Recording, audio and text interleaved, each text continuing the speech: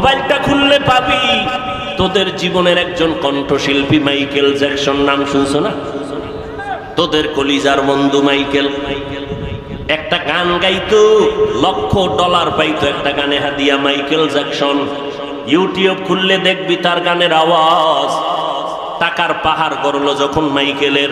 শুনে নে, ভালো করে শুনে নে, কথাগুলো বালিশে মাথা লাগাই একটু চিন্তা করবি। মাইকেল জ্যাকসন টাকার মালিক হইয়া অঢেল সম্পদ হয়ে গেল। মাইকেল কয়, আমি 150 বছরের আগে আর মরতে চাই না, আমি 150 বছর বেঁচে থাকবো কমপক্ষে। বেঁচে থাকার জন্য প্রস্তুতি যা দরকার তা করে নিল, চেহারাটা বাদাই করে নিল, খালি হাতে, কারো সাথে মুসাফাহা সাক্ষাৎ দেয় না, গ্লোভস করে থাকে হাতের মধ্যে, বডিটারে বাদাই নিল। 20 জনের উপরে ডাক্তার মাইকেলের অল টাইম পাহারা দেয়।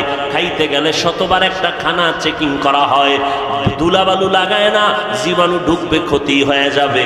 এই মাইকেল 150 বছরের আগে মরবে না বলিয়া সমস্ত প্রস্তুতি কমপ্লিট হয়ে গেল। অল টাইম ডাক্তারেরা পাহারা দেয়, যেখানে যায় 20-25 জন ডাক্তার তার সাথে।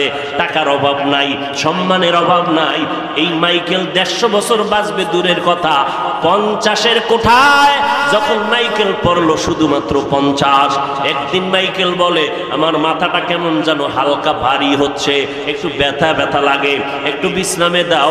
ডাক্তার 20 জন রেডি হয়ে গেল, স্যার আপনাকে কি ট্রিটমেন্ট করার দরকার, নিশ্চিন্তে শুয়ে থাকেন, আমরা পাহারাদার আছি। মাইকেল শুইয়া গেল, আরামে ঘুম পড়ে গেল। ডাক্তার চতুর্পার্শ্বে পাহারা দেয়, আজরাইল মাঝখানে আইসা মাইকেলের জীবনটা নিয়ে চলে গেল। ডাক্তারেরা দীর্ঘ সময় উঠে না, মাইকেল উঠে না, শরীরটার মধ্যে হাত লাগাইয়া দেখে মাইকেলের শরীর বরফের মতো ঠান্ডা, কাঠের মতো শক্ত হয়ে গেল। ডাক্তারেরা চিল্লাইয়া বলে, কখন মাইকেলের জানটা চলে গেল আমরা অনুভব করতে পারি নাই। এই মহামারী করোনায় কত মা বাবা সন্তান হারায় ফেললো, কত সন্তানেরা মা বাবা হারায় ফেললো। কয়দিন আর দুনিয়াতে বাঁচবারে ভাই, এখনো কি নবীর জন্য মায়া হয় না? আমার নবী মদিনাতুল মুনাওয়ারায় উম্মতের খবরের জন্য পাগল। আম্মা জান আয়েশা বলেন, আমি একদিন দেখি মদিনার নবী আমার হুজরায় বসে গুনগুন গুনগুন করে কান্না করে। ও নবী আপনি কেন কাঁদেন? নবী বলেন, আয়েশা হাসরের ময়দানে কঠিন মুসিবতের কথা মনে পড়লো, এই জন্য কান্না করি। বলে কেমন মুসিবত? বলে এমন মুসিবত হবে হাসরের ময়দানে সূর্যটা জমিনের নিচে একেবারে কাছাকাছি আসবে, মানুষগুলো সব নারী পুরুষ উলঙ্গ হইয়া আল্লাহর আদালতে দাঁড়াবে। এই জমিনটা হবে কিয়ামতের মাঠ, সিরিয়ার জমিন হবে আল্লাহর বিচারালয়, আদালত। আমার আল্লাহ আদালতের মধ্যে বসবেন আর বলবে, সূর্যটা নিচে নেমে আয়, সূর্য তোর মুখগুলো নিচে কর, যত তাপ আছে জমিনের মধ্যে ছেড়ে দে। আল্লাহ তাআলা বলবেন, সূর্য তোর যত তাপ আছে জমিনে ছেড়ে দাও। সূর্যের তাপে জমিনটা পুড়িয়ে তামা হয়ে যাবে। অপরদিকে জাহান্নামের আওয়াজ, জাহান্নাম চিল্লায় বলবে, আল্লাহ গুনাহগার গুলো তাড়াতাড়ি দাও, আমার পেটের ক্ষুধা নিবারণ করে। আমার আল্লাহ বলবে, অপেক্ষা কর, একটু অপেক্ষা কর। মদিনার নবী চোখের পানি ছেড়ে কাঁদে আর বলেন, আয়েশা এমন ভয়ঙ্কর হালাত হবে হাসরের মাঠে, যেই নবীদের কোনো গুনাহ নাই সেই নবীরাও পর্যন্ত নাফসি নাফসি বলে কান্না করবেন। ঈসা নবী কাঁদবেন, আল্লাহ আমাকে বাঁচাও। মুসা নবী কাঁদবেন, আল্লাহ আমাকে বাঁচাও। ইব্রাহিম নবী কাঁদবেন, আল্লাহ আমাকে বাঁচাও, আমার উম্মতের খবর নেওয়ার সময় নাই, ও আল্লাহ তুমি আমাকে বাঁচাও। আদম নবী কাঁদবেন, আল্লাহ তুমি আমারে বাঁচাও। আয়েশা বলে, নবী তখন আপনি কি করবেন? মায়ার নবী বলে, ওই সময় আমি বলবো, আল্লাহ আমার উম্মতের বাঁচাও, আমার উম্মত গুলিরে বাঁচাও। আমার উম্মত জাহান্নামে গেলে আমি নবী জান্নাতে যাব না। ও আয়েশা, আমি উম্মতের বড় আশিক হয়েছি। ও নবীর উম্মতেরা, নবী আমার দুনিয়াতে আসি আব্বা বলে ডাক দিতে পারেন না। 6 বছরে মা হারা অসহায় ওই এতিম নবী আমার পেটে পেটে পাথর বেঁধে কালেমার দাওয়াত দিয়েছে। তায়েফের ময়দানে গেছেন কালেমার দাওয়াতের জন্য। ওই কাফেরেরা কয় মক্কার পাগল আসছে, তোরা পাথর মেরে তারায়। যেই নবীর শরীরের মধ্যে মশা মাছি পড়া হারাম, ওই তায়েফের মানুষ বাচ্চাগুলো পাথর বৃষ্টির মতো নবীর শরীরে নিক্ষেপ করে। নবীর শরীর মোবারকে পাথরগুলো পড়ে পড়ে ক্ষত বিক্ষত হইয়া রক্ত পড়ে জুতা আটকায় গেল। আল্লাহ কয় জিবরাইল যাও, আমার মায়ার নবীর কান্না আমি সইতে পারি না রে জিবরাইল, জলদি করে চলে যাও, ওই তায়েফের জমিনটা উল্টাইয়া দিয়ে সব ধ্বংস করতে বলো। আমার নবী যদি অনুমতি দেয় ধ্বংস করে দাও। মায়ার নবীর সামনে জিবরাইল এসে বলে নবী কাঁদবেন না, আপনার কান্না আমার আল্লাহ সহ্য করতে পারেন না, একটু অনুমতি দেন তায়েফের জমিনটা উল্টায় ধ্বংস করে দেই। মায়ার নবী বলে না না, এদের মারিও না রে জিবরাইল, এরা আমি মুহাম্মদের চিনে না, যদি চিনত ওরা আমার সাথে খারাপ আচরণ করত না। ওই তায়েফওয়ালারা জানে না আমি মুহাম্মদ ইয়তীম, আমার বাবা নাই, আমার মা নাই, আমি বড় অসহায়। এই চেনা চিন্ত না, যদি চিন্ত আমার গায়ে পাথর মেরে রক্ত ঝরাইতো না। ও নবীর আশেকের দল, তাবলীগে গিয়া কোনো লাভ নাই, চরমনাই উজানি বাহাদুরপুর নানুপুর কোন পীরের দরবারে গিয়া লাভ নাই, কওমি মাদ্রাসায় পড়ে লাভ নাই, দেওবন্দীদের কাছে গেলে লাভ নাই, হাটহাজারি গেলে কোনো লাভ নাই।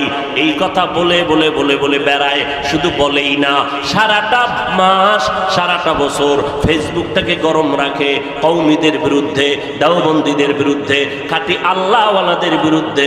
আমি 1 মিনিটের জন্য মেনে নিয়ে সব জায়গায় প্রশ্ন করি, ও ভাইজানেরা আপনারা যারা নিষেধ করলেন চরমনাই গিয়া লাভ নাই, তাবলীগে গিয়া লাভ নাই, দেওবন্দে গিয়া লাভ নাই, হাটহাজারি গিয়া লাভ নাই, চরমনাই উজানি নানুপুর বাহাদুরপুর খাঁটি আল্লাহওয়ালার দরবারে গিয়া লাভ নাই, আপনার কথা 1 মিনিটের জন্য মেনে নিয়ে আমি সিদ্ধান্ত নিলাম জীবনে চরমনাই যাব না, উজানি যাব না, দেওবন্দে যাব না, কওমি মাদ্রাসায় যাব না, হাটহাজারি যাব না, জীবনে তাবলীগেও যাব না।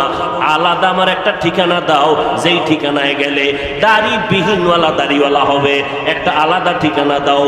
এদের ঠিকানা বাদ দিয়ে নতুন ঠিকানা দাও, যেখানে গেলে সুদখোরেরা সুদ ছেড়ে দিবে, যেই জায়গায় গেলে মদিনার উম্মতেরা সুন্নতওয়ালা হয়ে যাবে, দিলটা নরম হবে, কান্নাওয়ালা পরিবেশটা তৈরি হবে, এমন একটা ঠিকানা দাও। ওই ঠিকানায় যাব, আমার আল্লাহর সাথে মোলাকাতের সবক নিব, মদিনাওয়ালার সুন্নতের সবক নিব। ঠিকানাও দিবা না, অন্য জায়গায় যাইতেও দিবা না, তাহলে আমি বুঝে নিব তোমরা বিধর্মীদের পা চাটা পাক্কা দালাল।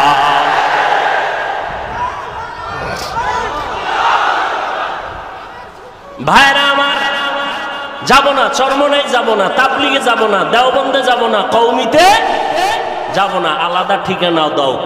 কোন জায়গায় গেলে মানুষগুলো নামাজি হবে, রোজাদার হবে, কান্নাওয়ালা হবে, পাগড়িওয়ালা হবে, সুন্নাতওয়ালা হবে। আমার কথায় কোনো ভেজাল আছে? হ্যাঁ, এরপর বলবে হিংসা করি না। বাতিলের বিরুদ্ধে কথা বলা হিংসা না ঈমান? জোরে বলেন। আর আমরা যারা চরমনাই, তাবলীগ, দেওবন্দি চিল্লাই, আমরা কি বলি? দেওবন্দে না গেলে গুনাহ হবে, তাবলীগে না গেলে গুনাহ হবে। একবারও বলেছি? সমস্যা কি? আমরা তো কখনো বলি নাই কওমি মাদ্রাসায় না পড়লে গুনাহ হবে, একবারও বলি নাই আমরা দেওবন্দি তাবলীগে না গেলে গুনাহ হবে, একবারও বলি নাই। সারাটা বছর চিল্লাইয়া মানুষের পায়ে ধরে ধরে ধরে ধরে বয়ান করি। বয়ান করার স্লোগান মাত্র দুইটা স্লোগান মানুষের অন্তরে ঢুকাইতে চাই। ও গাজীপুরের মুসলমানেরা, দুনিয়ার জমিনে যতদিন আমরা বেঁচে থাকবো গোলামি করব আল্লাহর, আদর্শ মানব মদিনাওয়ালা নবী। কোন পীরের আদর্শ মানব, কোন নেতার আদর্শ মানব না, কোন দলের আদর্শ মানব কার? তুকু যাও সুন্নতে আহমদ কুজা পা মুহাম্মদ কাইবুয়াত নিসবত তোরা। পয়গম্বরের সুন্নতের আদর্শের মতো আর দামি আছে?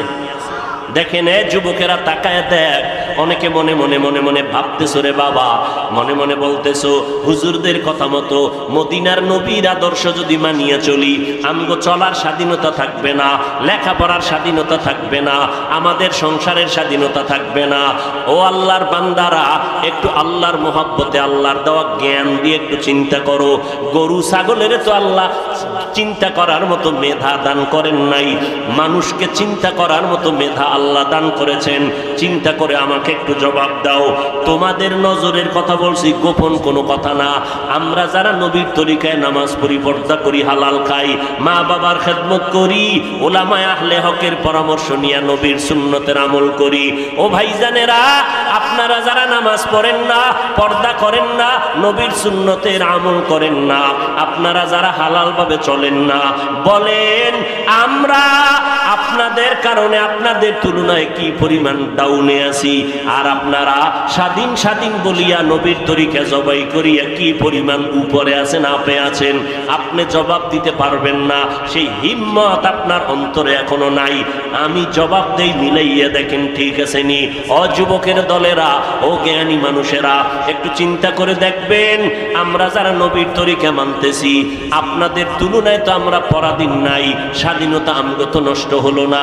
নিজে হিসাব করে মিলাইয়া দেখলাম, আপনারা যেমন 3 বেলা খানা খান, আমরা নবীর তরিকা ঠিক রাখিয়াও তো 3 বেলা খাই, বরং পিওর খাই, আরো বেশি ভালো ভালো খাই। নাম্বার 2, আপনারা নবীর তরিকা বাদ দিয়া ব্যবসা করেন, চাকরি করেন। আলহামদুলিল্লাহ, আমরা নবীর তরিকা ঠিক রাখিয়েও তো ব্যবসা করনেওয়ালা, নবীর তরিকার মধ্যে চাকরি করনেওয়ালা আছে না নাই? আপনারা নবীর তরিকা বাদ দিয়া বিবাহ শাদী করেছেন, সন্তান নিয়েছেন। আমরা নবীর তরিকা ঠিক রাখিয়া বিবাহ শাদী করেছি এবং সন্তান নিয়েছি। আপনারা নবীর তরিকা বাদ দিয়া দেশ বিদেশ স্বাধীনভাবে সফর করেন, আমরাও তো নবীর তরিকা ঠিক রাখিয়া দেশ বিদেশ স্বাধীনভাবে সফর করি। বলেন আমরা কোন দিক থেকে নিচে পড়ে গেলাম, আপনারা কোন দিক থেকে উপরে উঠে গেলেন? ও নবীর উম্মতের দলেরা, আমরা তো স্বাধীনভাবে জমিনের মধ্যে আছি। ও আল্লাহর বান্দা, চেয়ারম্যান সাহেব দেখা হলে কয় হুজুর সালাম দোয়া করবেন, এমপি সাহেব দেখা হলে বলে হুজুর সালাম দোয়া করবেন, মন্ত্রী মহোদয় দেখা হলে বলে হুজুর সালাম দোয়া করবেন। বলেন আলহামদুলিল্লাহ, এই কোরআন আর নবীর সুন্নতওয়ালারা এই বর্তমান পৃথিবীর মধ্যে এত বিপদের মধ্যেও এরা বিন্দু থেকে অসম্মানে নাই। সম্মান দেওয়ার মালিককে আরো জোরে বলেন। তাহলে আপনি কেন বলবেন নবীর তরিকা মানলে স্বাধীনতা থাকবে না? এবার বলবেন ভাই, আপনাদের মতো কি আমরা হতে পারবো না? আপনাদেরকে একবারও আমি বলি না আমাদের মতো হইয়া যান, একবারও বলি না রে বাবা। স্কুলে যারা পড়েন আলহামদুলিল্লাহ, কলেজে যারা লেখাপড়া করেন আলহামদুলিল্লাহ, ডাক্তারি পড়েন আলহামদুলিল্লাহ, ইঞ্জিনিয়ারিং পড়েন আলহামদুলিল্লাহ, যারা ব্যবসা করেন আলহামদুলিল্লাহ, যারা চাকরি করেন আলহামদুলিল্লাহ। ওই রাস্তাটা থেকে আপনার আসার দরকার নাই। কেউ যদি ডাকে আপনি আসবেন না, কারণ আমার মাদ্রাসায় আলেম ওলামা মুফতি মুহাদ্দিস তৈরি হওয়ার ছাত্রের অভাব নাই, কিন্তু আমার দেশে বড় অভাব। আদর্শবান মুসলমান ডাক্তারের অভাব, আদর্শবান মুসলমান ইঞ্জিনিয়ারের অভাব, আদর্শবান মুসলমান এসপিডিসির অভাব, আদর্শবান মুসলমান একজন ডাক্তারের বড় অভাব। আর যদি আমার বাংলাদেশের প্রত্যেকটা থানা জেলার মধ্যে সব এসপিডিসি ওসি সাহেব 5 বেলার নামাজি হইতো, আমগো বয়ান করতে কোনো টেনশন করা লাগতো না। কথা ঠিক নেই? ওরে আল্লাহর গোলাম, নজর করেছো? প্রধানমন্ত্রী কওমি মাদ্রাসার সনদের স্বীকৃতি যখন দিবে, মাথাটা গরম হয়ে গেল। নাস্তিকরা কয় প্রধানমন্ত্রী আপনার মাথা খারাপ, কওমিওয়ালাদের সনদ দিবেন কেন? এদেরকে দিয়ে লাভ কি? তিনি বললেন এরা আমাদের দেশের সন্তান, এরা তো টাকা আমাদের থেকে নেয় না, জনগণের কলিজার মোহব্বত দিয়ে তারা কোরআন শিখে। আজকে দুনিয়ার মধ্যে তারা মাথা উঁচু করে দাঁড়ানো। এরে নবীর আশেক যখন এই কথা বলল, যুক্তির সামনে সব মাথা নত করে ফেললো। তন্ন তন্ন করে তদন্ত করে দেখলো কোন মাদ্রাসায় অস্ত্র নাই, কোন মাদ্রাসার ছাত্ররা বিড়ি টানে না, গাঞ্জা খায় না, মদ পান করে না। এরা অল টাইম পকেটের মধ্যে হাত দিয়ে দেখে, এক জায়গায় তসবিহ, আর এক পকেটের মধ্যে মেসওয়াক, আর এক পকেটের মধ্যে টিস্যু পেপার। এরা বাথরুমে গেলে টিস্যু ব্যবহার করে, এরা মেসওয়াক করিয়া ওযু করিয়া নামাজ পড়ে। রাতের বেলা গোপনে গোপনে তদন্ত করে দেখে, মাদ্রাসার বাহিরের ওয়াল থেকে কান্না লাগাইয়া দেখে, ভেতরে কান্নার আওয়াজ শোনা যায়। কি ব্যাপার, এত কান্নার আওয়াজ কে? নজর করিয়া দেখে, ছিদ্র দিয়ে তাকায় দেখে বহু ছাত্ররা সেজদায় পড়ে মাওলার দরবারে কান্না করে। ও দয়ার মালিক,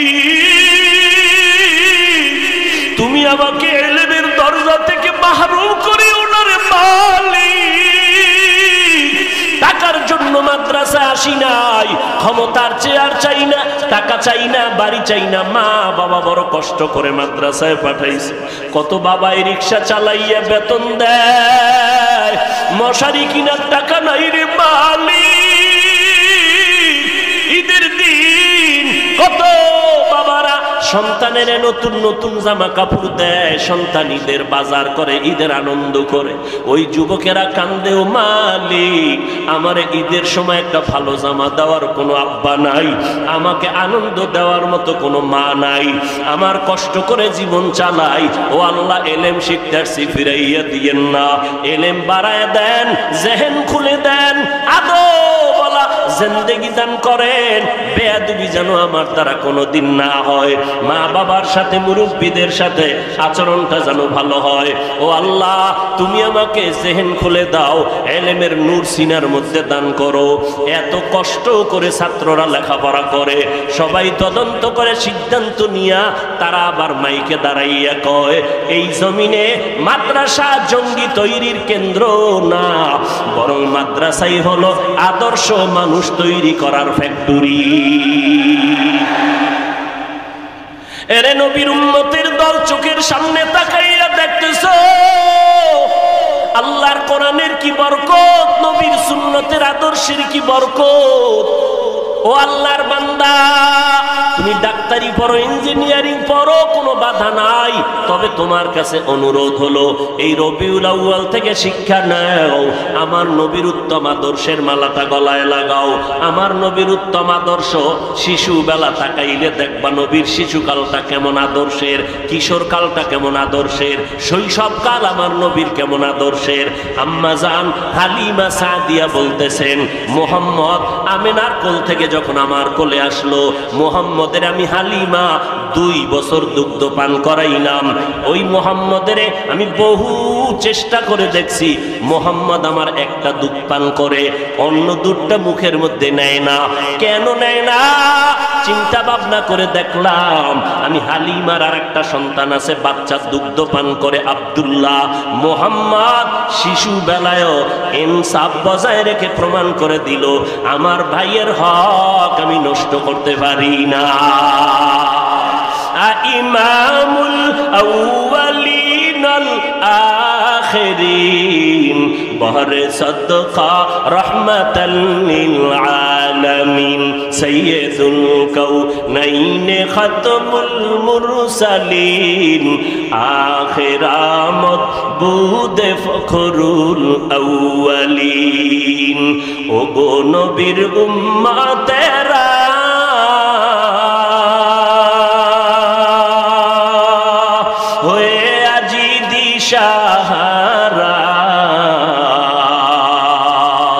কোরআন হাদিসের চলো, কোরআন হাদিসের চলো, যখন যাহা চায় মনে, নবী বিনে কে তরবে পুলসিরত মিজানে, নবী বিনে কে তরবে পুলসিরত মিজানে।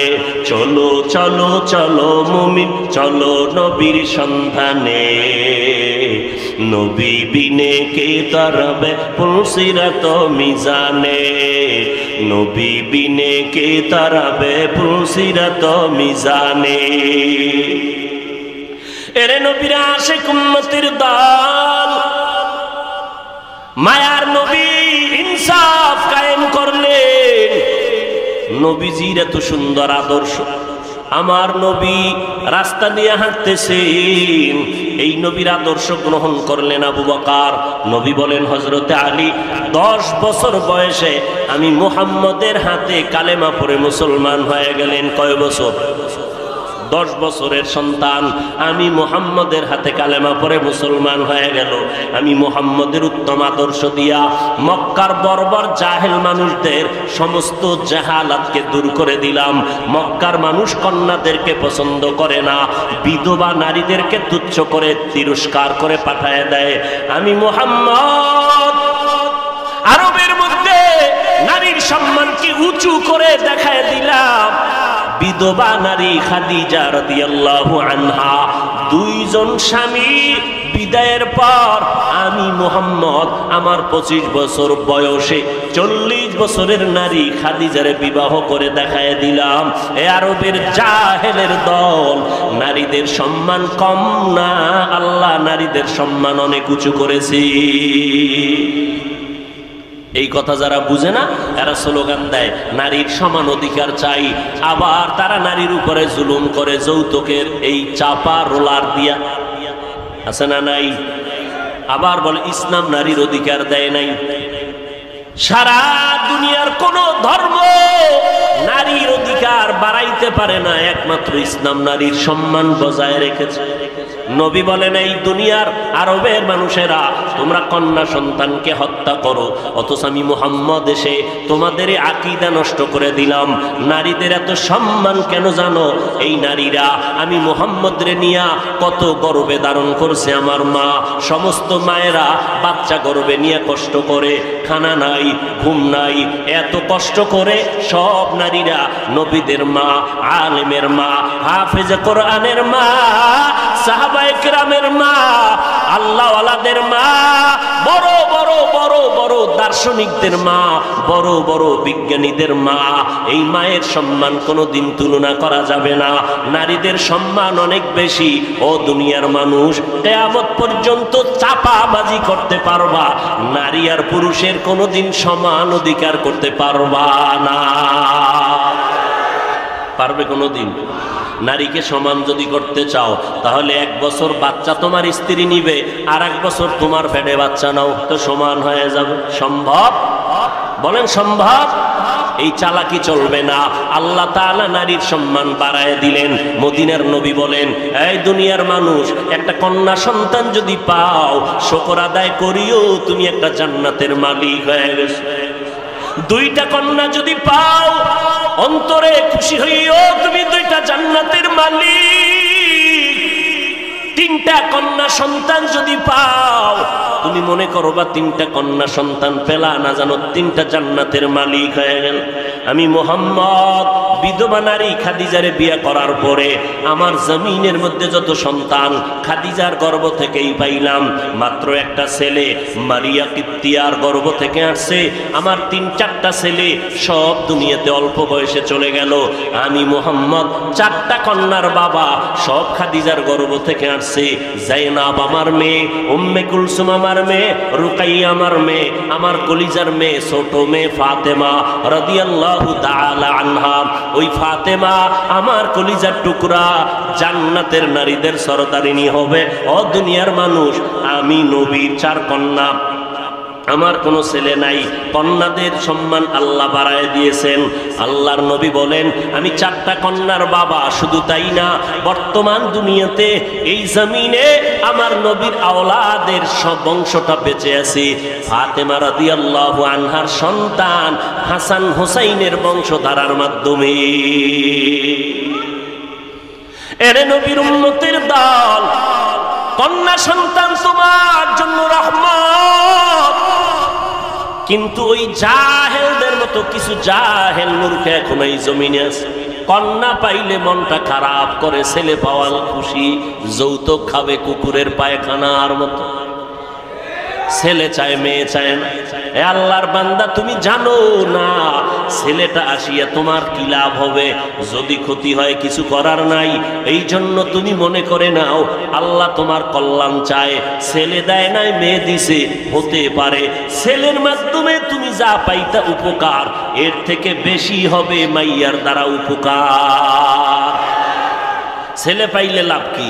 ওই যে বাড্ডা থানায় ঢাকা কয়েক মাস আগে বাবায় মরে গেল, অঢেল সম্পদ রেখে গেল, দুইটা বড় বড় আজদাহা মার্কা ছেলে রেখে গেল। ওই দুইটা ছেলে বাবার লাশটা ফালাইয়া দোনোজন বাবার টাকা পয়সা নিয়ে সারাদিন ঝগড়া করলো, বাবার লাশটা পড়ে রইল, দাফন করার সময় পায় নাই। ও গাজীপুরের মুসলমান, এমন কুলাঙ্গার সন্তান জন্ম দিয়ে কি লাভ? আর এমন কুলাঙ্গারের বাবা দাবি করে কি লাভ হবে বলো? এরে যুবক, আল্লাহর মোহাব্বত নিয়ে তওবা করে নাও। মদিনার নবী আমার এমন আদর্শ দিয়ে গেলেন।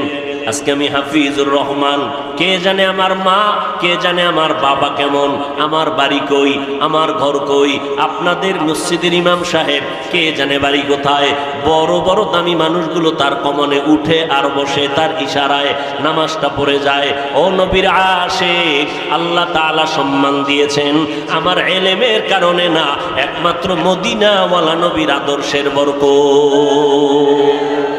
এরে নবীর আশিক উম্মতের দল, কয়দিন আর দুনিয়ায় বাহাদুরি করবারে বাবা।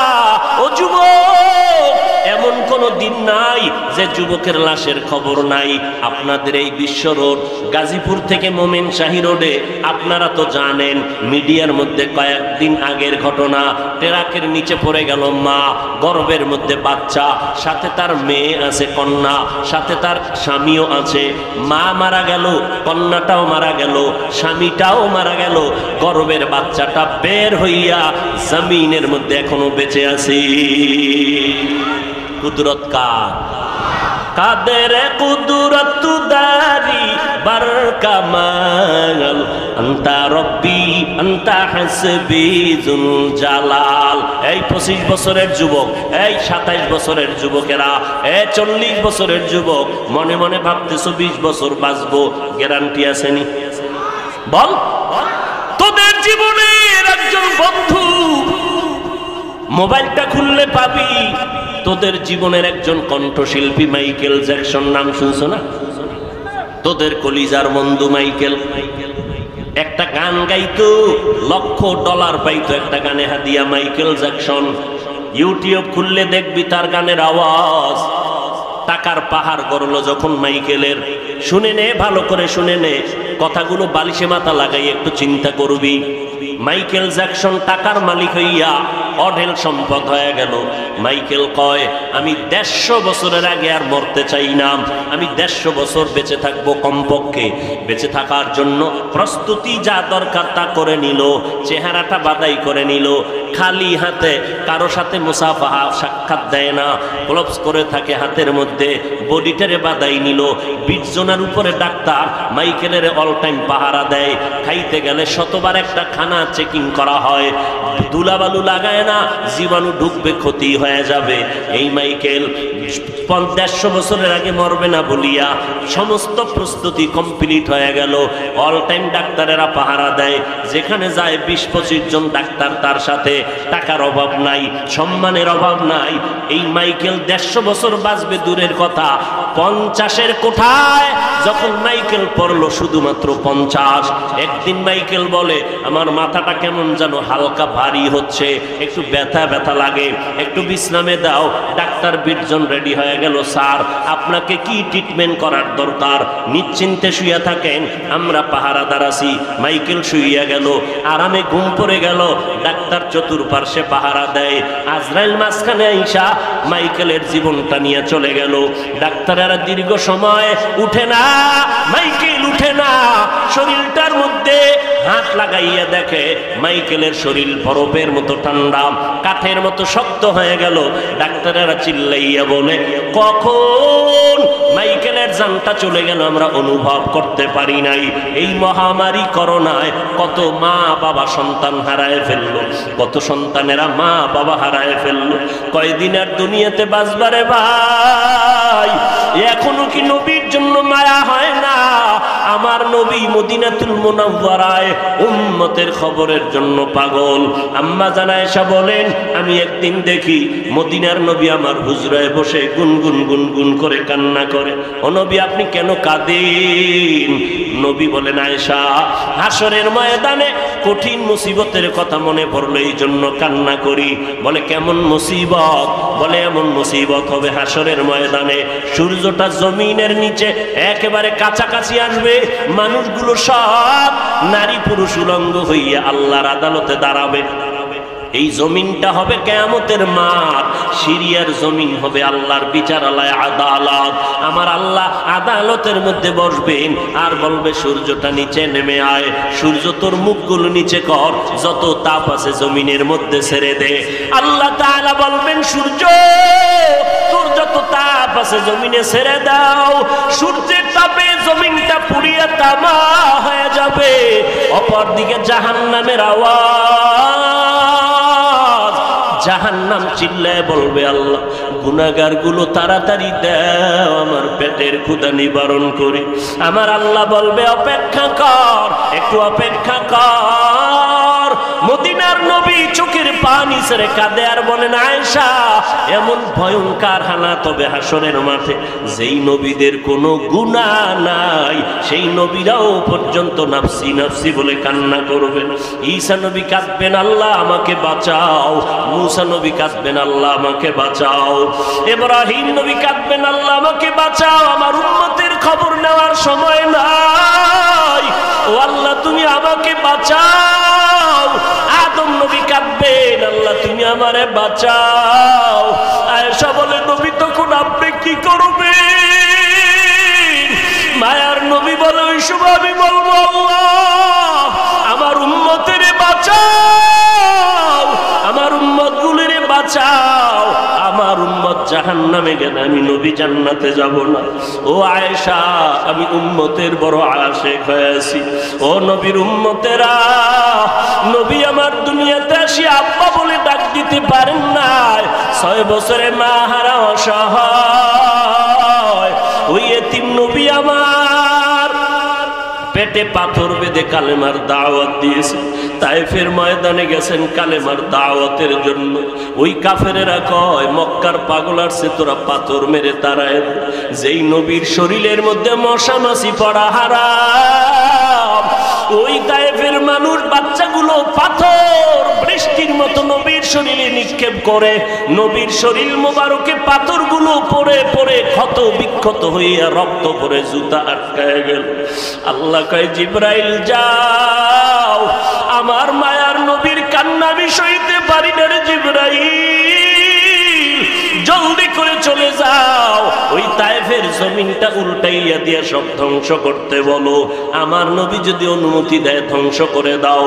মায়ার নবীর সামনে জিবরাইল এসে বলে, নবী কাঁদবেন না, আপনার কান্না আমার আল্লাহ সহ্য করতে পারেন না, একটু অনুমতি দেন, তায়েফের জমিনটা উল্টায় ধ্বংস করে দেই। মায়ার নবী বলে, না না, এদের মারিও না রে জিবরাইল, এরা আমি মুহাম্মদের চিনে না, যদি চিনত ওরা আমার সাথে খারাপ আচরণ করতো না। ওই তায়েফওয়ালারা জানে না আমি মুহাম্মদ ইতীম, আমার বাবা নাই, আমার মা নাই, আমি বড় অসহায়।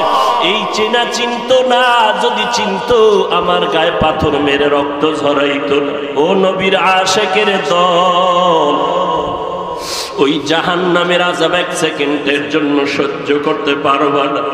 আমার নবীরে মাছে চিনলো, গাছে চিনলো, গর্তের পিপিলিকে চিনলো। হঠাৎ এক আশিক নবীর পাগল খেজুরের বাগানে পানি দেয়, খবর আসছে দুনিয়াতে নবী নাই। আশিক পানি দেওয়া বন্ধ করে আসমানের দিকে তাকাইয়া বলে, আসমানের মালিক, তুমি আমার চোখ দুইটা অন্ধ বানাইয়া দাও, কারণ আমার চোখ দুইটা রিজার্ভ করে রেখেছিলাম আমি মায়ার নবীরে দেখবো, দেখে দেখে কলিজাটা ঠান্ডা করো। এরে নবীর আশিকের দল, ও যুবক, কয়দিন দুনিয়ায় বাহাদুরি করবি? এই ময়দানে কত আল্লাহর বান্দা আছে, অনেকের মা নাই, অনেকের বাবা নাই। ওই অন্ধকার কবর থেকে ডেকে দোয়া চায়, ও আল্লাহর বান্দা, তুমি আজকে আনন্দ করতেছো,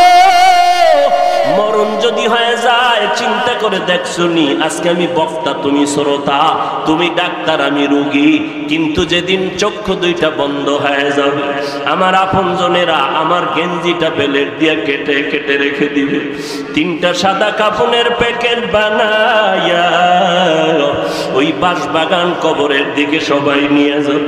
আজ আমার ডানে বামে সামনে পেছনে ভক্তবৃন্দের অভাব নাই, কিন্তু মরণের পরে জানাজা পড়াইয়া ওই মাটির গর্ভে পাড়াইয়া পাড়াইয়া মাটি দিয়া যখন সবাই চলে যাবে, তখন আমার ডানে মাটি বামে পাটি, কই আমার বন্ধু কই আমার ভক্ত, কেউ আমার কবরে নাই। ওই কবরে এখন অন্ধকার, সাথী নাই বাতি নাই, ওই কবরে এখন আমি একা, ওই কবরে এখন আমাকে দুইজন ফেরেশতা প্রশ্ন করার জন্য আসবে। রবের পরিচয় দাও, ধর্মের পরিচয় দাও, রাহমাতুল লিল আলামিনের পরিচয় দাও। মদিনার নবী বলেন দুনিয়াতে যদি নবীর চিনতে না পারো, সুন্নাত না মানো, ইসলাম না মানো, আল্লাহর মহব্বতে নামাজ না পড়ো, ওই কবরে যখন জবাব দিতে পারবা না, আমার আল্লাহ আওয়াজ দিয়ে বলবে ও কবরের ফেরেশতা, কবরের জাহান্নামের বিছানাটা দাও, কবরের সাথে জাহান্নামের সাথে রাস্তা খুলে দাও। আল্লাহ বলবে রে কবরের মাটি, এই গুনাহগারের দুই পার্শ্ব থেকে জোরে জোরে চাপ দাও, এত জোরে চাপ দিবে কবরে পাজরের হাড্ডিগুলো চুরমার হয়ে যাবে। ও আল্লাহর বান্দারা, একটা মশার কামড় সহ্য করতে পারো না রে বাবা, গুনাহ নিয়ে কবরে গেলে কবরের মাটির চাপ কেমন করে সহ্য করবা রে বাবা। নবী বলেন জাহান্নামের কথা যখন মনে পড়ে কানে আসে, একটু চোখের পানি ছেড়ে মাওলার কাছে কান্না করি আর বলিও মালিক তুমি দয়া করে আমাকে মাফ করে দাও। এ যুবকেরা আল্লাহর কাছে মাপ চাও, চোখের পানি ছেড়ে আল্লাহকে ডাকো মনে মনে। এই ময়দানে মনে মনে ভাবো আমার মতো গুনাহগার কেউ নাই, আল্লাহকে ডাকো আর বলো হে মালিক এই জমিনের মধ্যে আমার মতো গুনাহগার কেউ নাই। আজ আমাকে সবাই বক্তা বলিয়া চেয়ারের মধ্যে বসাইল, অথচ আমার গুনার খবর জানলে কেউ আমারে বসার সুযোগ দিত না। আজকে নজর করে দেখি গুনার কারণে আমার হাত না পাক, আমার চোখ না পাক, আমার অন্তর না পাক, আমার জিহ্বা না পাক। এই অবস্থায় যদি আজরাইল আসিয়া ধাক্কা দিয়া বসে, জাহান্নাম ছাড়া উপায় নাই, আল্লাহর দরবারে চোখের পানি ছেড়ে কান্না কর। যদি গুনার কারণে দিলটা পাথর, চোখে পানি নাই, ডানে বামে দেখো কান্নার আওয়াজ, আল্লাহকে বলো আল্লাহ আমার কপাল কি খারাপ, আমার ডানে কান্নার আওয়াজ আসে, বাম দিক থেকে কান্নার আওয়াজ আসে, সামন দিক থেকে কান্নার আওয়াজ, আমার কপাল বুঝি বড় খারাপ, আমার কেন চোখে পানি আসবে না। দুনিয়ার ঘরে আগুন লাগলে পানি ছাড়া যেমন ঠান্ডা করা যায় না, আল্লাহর নবী বলেন গুনাহগারেরা চোখের পানি ছাড়া কবরের জাহান্নামের আগুন ঠান্ডা করা যাবে না। চোখের পানি ছাড়ো, কান্না যদি না আসে, নবী বলে কান্নার বাহানা করো, তাতেও তোমার সওয়াব হবে। আল্লাহর কাছে বলো আল্লাহ কান্নাওয়ালা চক্ষু দান করে দাও। আমার চোখের পানি যদি না থাকে এই চোখ দিয়ে কোনো লাভ নাই, যেই জবানে মাওলার জিকির যদি না থাকে ওই জবান দিয়া লাভ নাই, অন্তরে যদি পরকালের ফিকির না থাকে সে অন্তর দিয়া লাভ নাই। জীবনে বহু অন্যায় করেছি, নবীর সুন্নতগুলো জবাই করেছি। ও বাবা স্কুলে পড়ো, কলেজে পড়ো, চাকরি করো, ব্যবসা করো, তোমার আমার মতো কত যুবক বান্দা গাড়ি চালায়, ড্রাইভারি করে, স্কুলে পড়ে, কলেজে পড়ে, নামাজ ছাড়ে না, র্যাব আর্মি পুলিশ বিডিআর এর চাকরি করে, নামাজ ছাড়ে না, ব্যবসায়ী কোটিপতি হালাল ভাবে চলে, নামাজ বাদ দেয় না। বলো বাবা তুমি কেন পারবা না? আল্লাহর কাছে তওবা করো আর বলো হে মালিক আজ আমি বড় অসহায়, আজ আমার চোখে পানি নাই, গুনার কারণে দিলটা পাথর হয়ে গেল। এই ময়দান থেকে গুনাহ অবস্থায় ফিরতে চাই না। ও আল্লাহ, তুমি আমাদের মাফ করে দাও। এই রবিউল আউয়াল আমার নবীর আদর্শ পালনের মাস। ও আল্লাহ, কুদরতের নজর দিয়ে দেখো এই ময়দানে কত আলেম, কত মুরব্বী, কত হাজী সাহেব, কত ব্যবসায়ী, চাকরিজীবী যুবকেরা। ও আল্লাহ, আমরা তওবার নিয়ত করেছি, মেহেরবানি করে আমাদের সবার তওবাওয়ালা জিন্দেগি দান করেন। জীবনে নামাজ ছাড়বো না, বেপরদায় চলবো না, দাড়ি কাটবো না, নবীরে কষ্ট দিব না, মা বাবারে কষ্ট দিব না, ওলামায়ে কেরামের বিরুদ্ধে যাব না, দেশ ও জাতির বিরোধিতা করব না। ও আল্লাহ, আমাদের সবাইকে মাফ করে দেন। তওবার উপরে জীবনভর যেন নবীর তরিকা নিয়ে চলতে পারি, তৌফিক দান করেন। আমিন। আলহামদুলিল্লাহি রাব্বিল আলামিন। ওয়াসসালাতু ওয়াসসালামু আলা সাইয়্যিদিল আম্বিয়াই ওয়াল মুরসালিন ওয়া আলা আলিহি ওয়া আসহাবিহি আজমাইন। ইয়া আরহামার রাহিমিন, ইয়া আরহামার রাহিমিন, ইয়া আরহামার রাহিমিন। রব্বিরহামহুমা কামা রব্বায়ানি সগীরা। बता हमको तेरे राह की तरफ है, तेरे राह पर चला हमको खुदाया।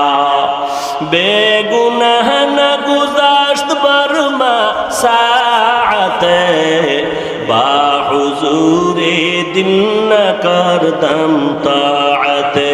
या इलाही मुझसे मुझको दूर कर, ताकि देखो मुझ में तुझको एक नजर।